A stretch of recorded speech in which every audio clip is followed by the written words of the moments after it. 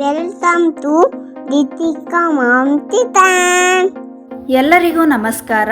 ನಾನು ಪವಿತ್ರ. ಇವತ್ತಿನ ರೆಸಿಪಿ ಚಿಗಳಿ ತಂಬಿಟ್ಟು ಮಾಡೋದು ಹೇಗೆ ನೋಡೋಣ. ತುಂಬಾ ಸಿಂಪಲ್ಲಾಗಿ ಈಸಿಯಾಗಿ ಮಾಡ್ಕೋಬೋದು. ಗೌರಿ ಗಣೇಶ ಹಬ್ಬದ ದಿನ ನಾಗರ ಪೂಜೆಗೆ ನೈವೇದ್ಯಕ್ಕೆ ಚಿಗಳಿ ತಂಬಿಟ್ಟು ಮತ್ತು ಅಕ್ಕಿ ತಂಬಿಟ್ಟು ಮಾಡ್ಕೋತೀವಿ. ಬನ್ನಿ ಹೇಗೆ ಮಾಡೋದು ಅಂತ ನೋಡೋಣ. ತುಂಬಾ ಸಿಂಪಲ್ಲಾಗಿ ಮಾಡ್ಕೋಬೋದು. ಎಳ್ಳನ್ನು ಒಂದು ಬೌಲಷ್ಟು ತೊಗೊಂಡಿದ್ದೀನಿ. ಎಳ್ಳಲ್ಲಿ ತುಂಬಾ ಗಲೀಜಿರುತ್ತೆ. ನೀಟಾಗಿ ಸೋಸಿ ಒಂದು 3 ಸಲ ವಾಶ್ ಮಾಡಿ ಒಣಗಿಸಿ ಇಟ್ಕೊಂಡಿದ್ದೀನಿ.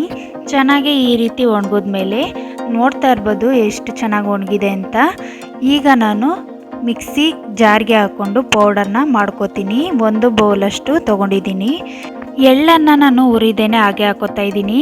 ಉತ್ತಕ್ಕೆ ನೈವೇದ್ಯಕ್ಕೆ ಇಡಬೇಕಾದ್ರೆ ನಾವು ಎಳ್ಳನ್ನು ಹುರಿಬಾರ್ದು, ಅದಕ್ಕೆ ಹಾಗೆ ಹಾಕೋತಾ ಇದ್ದೀನಿ. ನೀವು ನಾರ್ಮಲ್ ಡೇಸ್ ಮಾಡಿಕೊಂಡು ತಿನ್ನೋಕೆ ಇಟ್ಕೊಂಡಾಗ ನೀವು ಹುರಿದು ಮಾಡ್ಕೋಬೋದು. ಟೇಸ್ಟು ತುಂಬಾ ಚೆನ್ನಾಗಿರುತ್ತೆ. ಪೌಡರ್ ಮಾಡಬೇಕಾದ್ರೇ ನಾನು 2 ಏಲಕ್ಕಿನ ಸೇರಿಸ್ಕೊಂಡಿದ್ದೀನಿ. 1 ಕಪ್ಪು ಎಳ್ಳಿಗೆ 3/4 ಕಪ್ನಷ್ಟು ಬೆಲ್ಲನ ಪುಡಿ ಮಾಡಿ ತೊಗೊಂಡಿದ್ದೀನಿ. ಈ ಥರ ಪುಡಿ ಮಾಡಿ ಇಟ್ಕೊಂಡಿದ್ದೀನಿ. ನಾನು 2 ಸಲ ತರಕಾರಿ ಪೌಡರ್ ಮಾಡಿ ಇಟ್ಕೊಂಡಿದ್ದೀನಿ.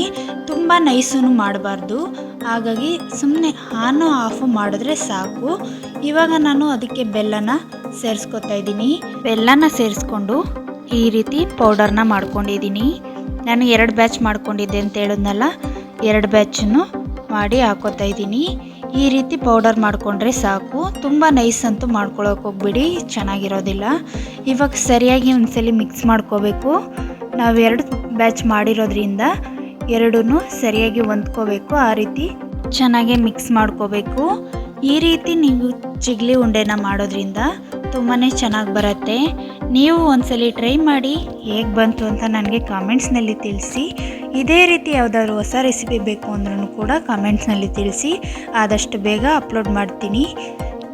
ಈಗ ನಾನು ಉಂಡೆ ಮಾಡಿ ತೋರಿಸ್ತಾ ಇದ್ದೀನಿ ನೋಡಿ. ಉಂಡೆ ಕರೆಕ್ಟಾಗಿ ಬರ್ತಾ ಇದೆ.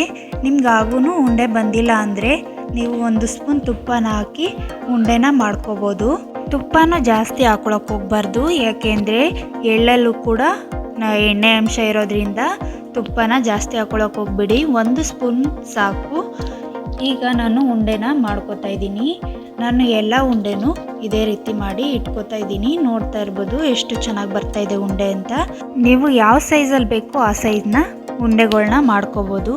ಆದರೆ ಉದ್ದಕ್ಕೆ ಸಣ್ಣ ಸಣ್ಣ ಉಂಡೆ ಮಾಡ್ಕೊಂಡ್ರೇ ಚೆನ್ನಾಗಿರತ್ತೆ.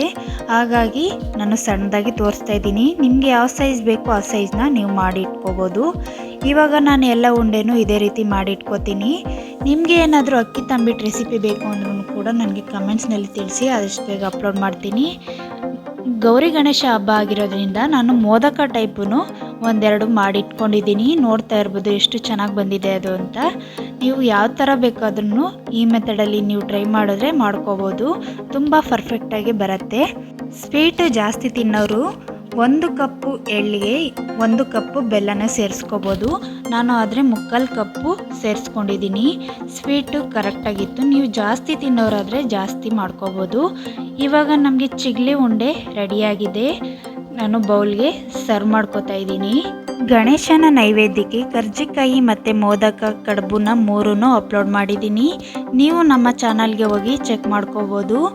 ಯಾರೆಲ್ಲ ನಮ್ಮ ಚಾನಲ್ನ ಹೊಸದಾಗಿ ನೋಡ್ತಾ ಇದ್ದೀರಾ ಪ್ಲೀಸ್ ಸಬ್ಸ್ಕ್ರೈಬ್ ಮಾಡ್ಕೊಳ್ಳಿ. ಬೆಲ್ ಬಟನ್ನ ಕ್ಲಿಕ್ ಮಾಡೋದನ್ನ ಮರಿಬೇಡಿ. ನಾನು ತಗೊಂಡಿರೋ ಕ್ವಾಂಟಿಟಿಗೆ 12 ಚಿಗಳಿ ಉಂಡೆಗಳಾಗಿತ್ತು. ನೀವು ಹೆಚ್ಚು ಕಡಿಮೆ ಮಾಡ್ಕೋಬೋದು. ಈ ವಿಡಿಯೋ ನಿಮಗೆ ಇಷ್ಟ ಆಗಿದ್ದರೆ ಲೈಕ್ ಮಾಡಿ, ಶೇರ್ ಮಾಡಿ, ಸಬ್ಸ್ಕ್ರೈಬ್ ಮಾಡ್ಕೊಳ್ಳಿ. ನೆಕ್ಸ್ಟ್ ವಿಡಿಯೋದಲ್ಲಿ ಸಿಗ್ತೀನಿ. Thanks for watching.